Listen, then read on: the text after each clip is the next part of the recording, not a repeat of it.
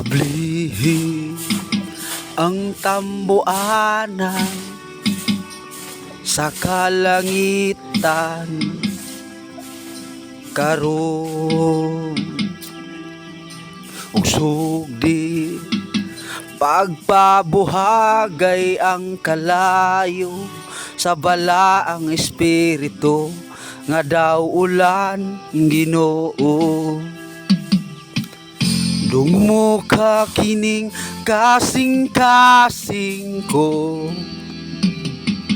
padila ba sa kalayo mo.